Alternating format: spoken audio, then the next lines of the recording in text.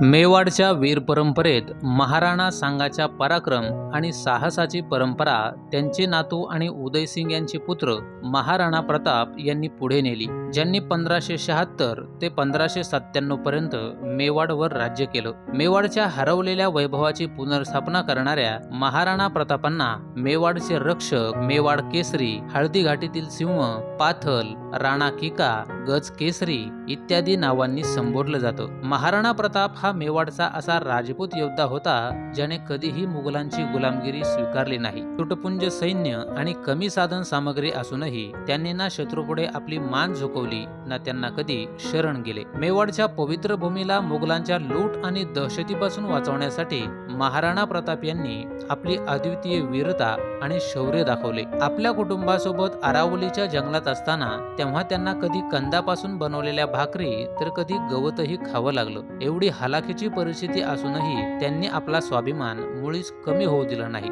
महाराणा यांनी आपले इष्टदैवत भगवान एकलिंगजी यांची शपथ घेऊन प्रतिज्ञा केली होती की ते आयुष्यभर अकबरास फक्त तुर्क असंच म्हणतील आणि त्याला कधीही आपला राजा मानणार नाहीत। देश, धर्म, स्वातंत्र्य आणि स्वाभिमान यासाठी सर्वस्व अर्पण करणाऱ्या महाराणा प्रताप यांचा जन्म ज्येष्ठ महिन्याच्या शुक्ल पक्ष तृतीयेला म्हणजेच 9 मे 1540 रोजी राजस्थानच्या कुंभलगड किल्ल्यात झाला। वडील राणा उदयसिंह आणि आई जिवंती कंवर आपल्या मुलाला लहानपणी किका म्हणत। महाराणा प्रताप लहानपणापासूनच शिकण्यात, बुद्धिमत्तेत आणि सामर्थ्यामध्ये अद्वितीय होता, त्यामुळे लोकांना त्याच्यात त्याचे आजोबा राणा सांगा आणि मेवाडचा भावी सम्राट दिसायचा। त्यामुळे महाराणा प्रताप सर्वांचा लाडका होता। आपला मोठा मुलगा प्रताप याचं कौशल्य आणि शौर्य माहीत असूनही वडील राणा उदयसिंग यांनी आपल्या प्रिय राणी भटियारीचा मुलगा जगमल याला गादीवर बसवलं। मात्र कदाचित अनेकांना त्यांचा हा निर्णय आवडला नसावा, म्हणून 1 मार्च 1576 रोजी राजपूत सरदारांनी मिळून अत्यंत पराक्रमी असलेल्या महाराणा प्रताप यांना अयोग्य आणि अक्षम अजमलच्या जागी मेवाडचा सम्राट बनवलं। दिल्लीची सत्ता त्यावेळी तुर्की सम्राट अकबराच्या ताब्यात होती। महाराणा प्रताप यांचं युद्ध कौशल्य आणि लोकप्रियता जाणून अकबराने युद्धाऐवजी महाराणा प्रताप यांच्याशी चर्चेचा मार्ग स्वीकारणंच योग्य मानलं। दुसरीकडे सुडाच्या भावनेने रागावलेला जगमल जेव्हा अकबराला भेटला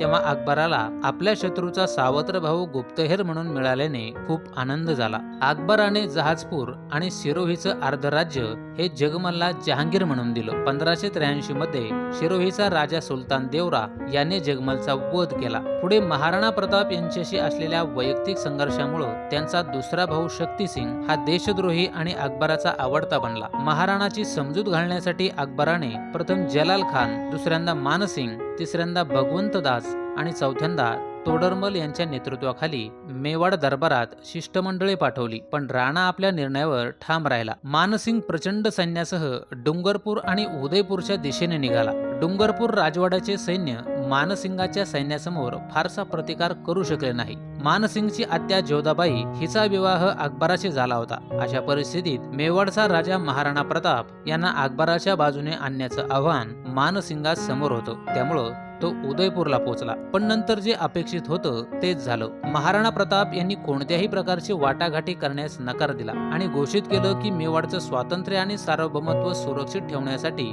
आपल्या प्राणाचे बलिदान द्यावं लागलं तरी बेहत्तर, पण आपण कोणत्याही युद्धाला घाबरणार नाहीत। आता महान योद्धा महाराणा प्रताप आक्रमक अकबराच्या जाळ्यात अडकतीलच कसे आणि मानसिंगच्या सैन्याच्या भीतीने ते शरण येण्याचा प्रस्ताव स्वीकारतील तरी कसे? या दोन्ही गोष्टी न घडल्यामुळं अकबराने एक प्रकारे मानसिंगचे उदयपूरहून रिकाम्या हाताने परतणे हा स्वतःचा पराभव मानला। महाराणा प्रताप यांनी हा प्रस्ताव फेटाळून युद्ध पुकारण्याचं आव्हान दिल्याने अकबर अस्वस्थ झाला। संतप्त बादशहाने ताबडतोब महावत खान, असद खान, मानसिंग आणि त्याचा राजपुत्र सलीम म्हणजे जहांगीर यांच्या नेतृत्वाखाली सुमारे 1 लाख सैनिकांची मोठी फौज उदयपूरवर हल्ला करण्यासाठी पाठवली। 30 मे 1576 रोजी सकाळी हल्दी घाटीच्या मैदानात अकबराचं प्रचंड मुघल सैन्य आणि महाराणा प्रताप यांचे योद्धे यांच्यात भीषण युद्ध झालं। कधीही चिलखत न उतरवणारे महाराणा प्रताप 72 किलोचं चिलखत घालून आणि हातात 81 किलोचा भाला घेऊन युद्ध लढायचे। त्यांचा वाऱ्याशी बोलणारा चेतक नावाचा घोडा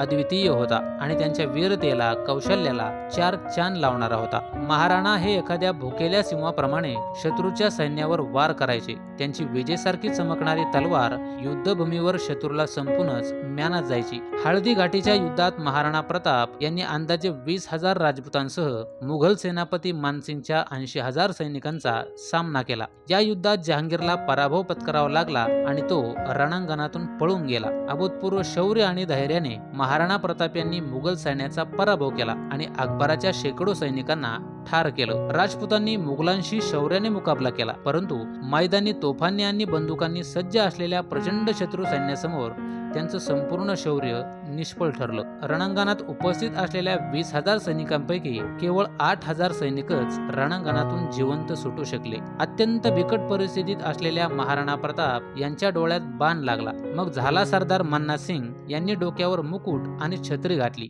मुघल सैनिकांना ते महाराणा प्रतापच आहेत असं वाटलं आणि ते त्या योद्ध्याच्या मागे धावले. दरम्यान चेतकने महाराणा प्रताप यांना युद्धभूमीतून सुखरूप नेले. तेव्हा जखमी महाराणा प्रतापांना घेऊन चेतक हा हल्दी खोऱ्याच्या रणांगणातून आरावलीच्या टेकडीकडे धावू लागला. तेव्हा 2 मुघल सैनिक त्यांच्या मागे येत होते. चेतक वाऱ्याच्या वेगाने पुढे जात होता. वाटेत डोंगरी नाला होता. युद्धात जखमी झालेल्या चेतकने ते पटकन पार केले, पण मुघल सैनिकांना ते पार करता आले नाही. जखमी चेतकचा वेग हळूहळू कमी होत गेला. त्यावर स्वार झालेल्या महाराणा प्रतापांना मागून मुघल घोड्यांच्या खुरांसह स्वतःसारखाच एक आवाज ऐकू आला, जो म्हणत होता, हो नीला घोडा रा सवार, हे राजस्थानी गीत गात होता. तेव्हा महाराणा प्रताप यांनी मागे वळून पाहिलं, तेव्हा त्यांना एकच घोडेस्वार दिसला. तो त्याचाच भाऊ शक्तिसिंह होता, जो मुघलांमध्ये सामील झाला होता. बऱ्याच वर्षानंतर दोन्ही भावांनी प्रेमाने मिठी मारली. दरम्यान थकलेला आणि आधीच गंभीर जखमी झालेला चेतक जमिनीवर पडला. आपला जिवलग सहकारी आणि सेवक वीर चातक याला प्राणाची आहुती देताना पाहून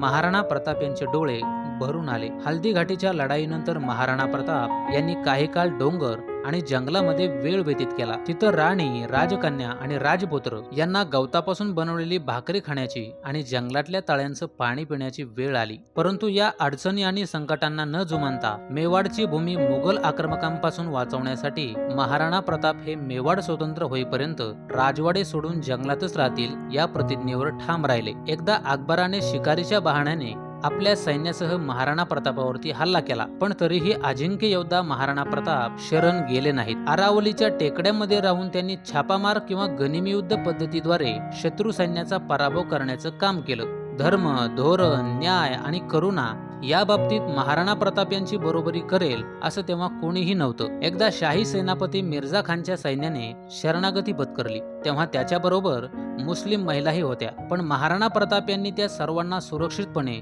आणि सन्मानपूर्वक मिर्झा खानकडे परत पाठवले. दानवीर भामाशाहाला महाराणा प्रतापांच्या सामर्थ्यांची जाणीव होती. भीमाशहाने महाराणा प्रतापांना 20 लाख सुवर्ण मुद्रा आणि 25 लाख रुपये दिले आणि या विपुल संपत्तीने लष्करी संघटनेचा विस्तार करण्याची विनंती केली. महाराणा प्रताप यांनी सैन्य एकत्र करून कुंभलगडावर आपलं वर्चस्व पुन्हा प्रस्थापित केलं. तरीही त्यांनी मुघलांनी स्थापन केलेल्या पोलीस ठाण्यावर आणि तळावर हल्ले करणे सुरूच ठेवले आणि उदयपूरला त्यांनी आपली राजधानी केली. आपल्या अजिंक्य सामर्थ्यामुळे महाराणा प्रतापने चित्तोडगड आणि मांडलगड वगळता संपूर्ण मेवाडवर आपलं राज्य पुन्हा स्थापित केलं. यानंतर मुघलांनी महाराणा प्रताप यांना अनेक वेळा आव्हान दिलं, पण मुघलांना पराभवाचा सामना करावा लागला. अखेरीस महाराणा प्रताप 19 जानेवारी 1597 रोजी लढाई आणि शिकार करताना झालेल्या जखमामुळे चावन्न येथे मरण पावले. आता महाराणा प्रतापांचा अभ्यास करताना असा प्रश्न नेहमीच पडतो की दरबारी साम्यवादी इतिहासकारांनी महान राजा महाराणा यांना हल्दी घाटीच्या लढाईत पराभूत झाल्याचं का दाखवलं असेल? त्यांना अकबराने कधीच पकडलं नव्हतं किंवा त्यांनी कधीही शरणागती देखील पत्करली नाही. खरा इतिहास जाणून घेतल्यावर हे सत्य सर्वांनाच कळतं की ज्याने लाखो निरपराधांना मारलं, ज्याने इतर महिलांना आपल्या हरममध्ये ठेवलं आणि दिल्लीतील मीना बाजार चालवला, तो अकबर महान होता की लाखोंचा रक्षक, परम देशभक्त आणि अतुलनीय योद्धा महाराणा प्रताप?